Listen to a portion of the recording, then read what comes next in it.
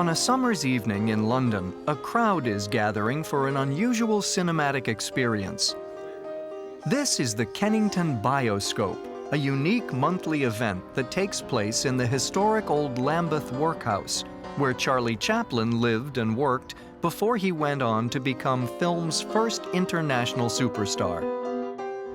It is now the location of the Cinema Museum. The Bioscope gives its audience the chance to travel back to a time before multiplex movie theaters, IMAX, 3D, and ear-splitting surround sound to experience long-forgotten silent films shown with live piano accompaniment, just as they would have been enjoyed 100 years ago. John Sweeney is a world-renowned silent film accompanist, co-founder of the event, and an expert on the silent film era. Well, the characteristic of silent film is that there is no real sound on the picture.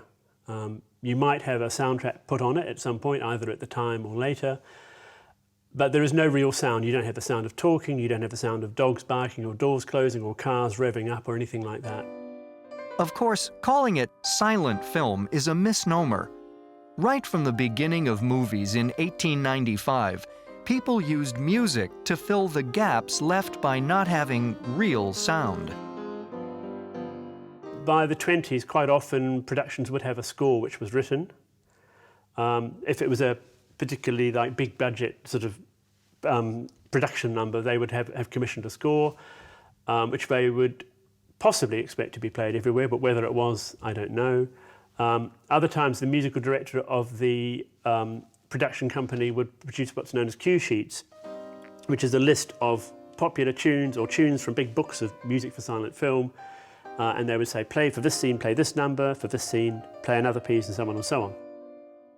There are some people who think you should watch silent film in silence to get the pure cinematic experience, which is all very well, except the vast majority of silent films, in my opinion, don't work in silence, and certainly the vast majority of silent films were never made to be seen in silence. The directors didn't expect them to be seen in silence either.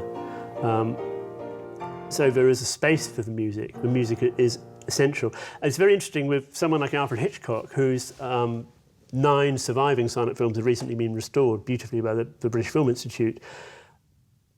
If you look at his silent films, when you look at the sound films, you can see that he grew up being a silent film director, because there are so many scenes in Hitchcock which aren't about dialogue at all, and where the music, there's action happening and the music is happening. Or in the case of, for example, the crop duster scene in North by Northwest, there isn't even any music.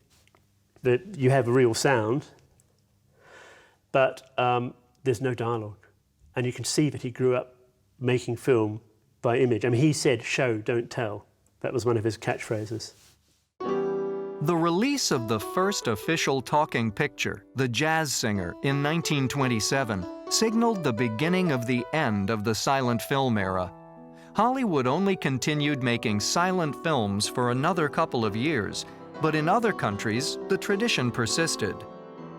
In other countries, though, in Japan, for example, they were making silent films as late as 1935-36, and also in Russia.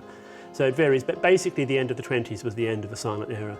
So when talkies came in, it took a while for all the cinemas to switch over to sound, but the writing was on the wall for silent film.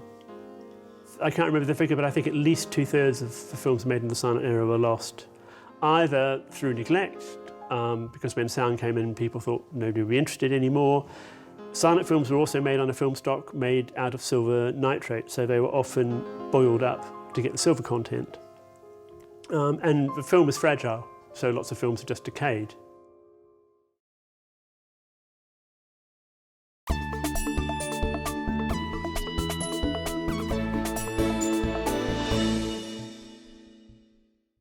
People always say that silent film music kind of goes,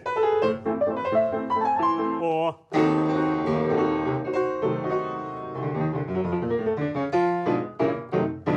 and of course sometimes it does, but I think people's image of silent film is so much derived from 2 things. One is from slapstick comedy, from the Buster Keaton and the Harold Lloyd and the Charlie Chaplin shorts, which they're familiar with, and the other thing is from German expressionism.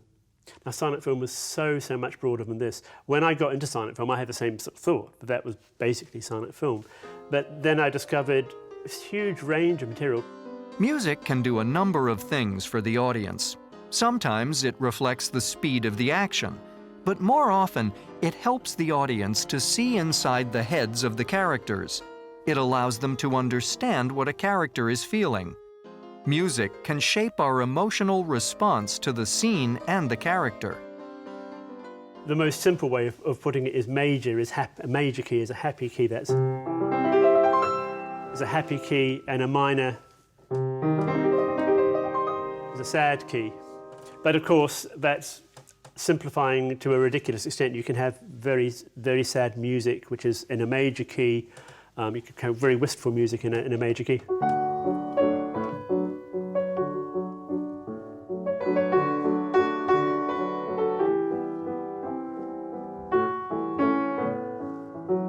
So it's other factors like the rhythm, all that sort of thing, where the music is going, how it's building, how it's shaping, have a huge influence on the mood that you're creating. When I play for a film, my ideal of what I'm trying to achieve is summed up by a great composer of music for sound film, actually Elmer Bernstein, who said he tried to find the heartbeat of the film. Quite often I'm playing for a film I haven't seen, probably more than 50% of the time, I think. And that's hard. You spend the first part of the film, even if you know a little bit about it, of course you read up as much as you can to find out about it, but you spend the first bit of a film feeling for the characters and what's going on. Then if you're lucky, you can kind of lock in on what the director and the actors are trying to achieve in the film and what the characters are feeling, and then it somehow becomes easier, and you get into the swing of the film and the rhythm of the film makes sense to you. Other times you feel like you can't quite get in there and you're also on the outside, and you can be doing the right sort of music, but you somehow haven't got the rhythm of the film and they're shaping it in terms of where it's building up to and so forth. In an ideal world, when I'm playing for a silent film, I shouldn't really be aware of what I'm playing at all. It's happened sometimes when I've got so swept up in the film that it's just, the music is kind of poured out of me as a response to what I'm seeing on the screen. And I haven't had to think about it.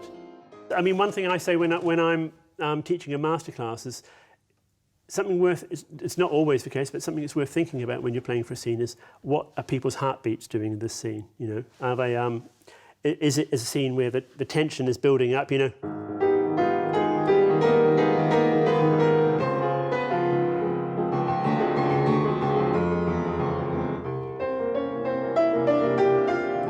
Or are they, you know?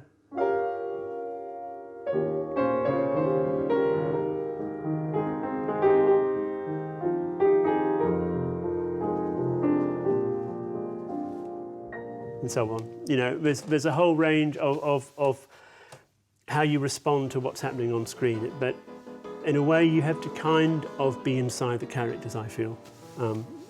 That's my approach anyway. That's how I feel it works when I can get inside the characters.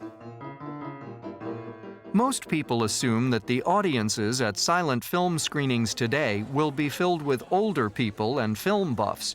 But increasingly, the audiences are filling with younger people with a newfound interest in the artistry of these early films.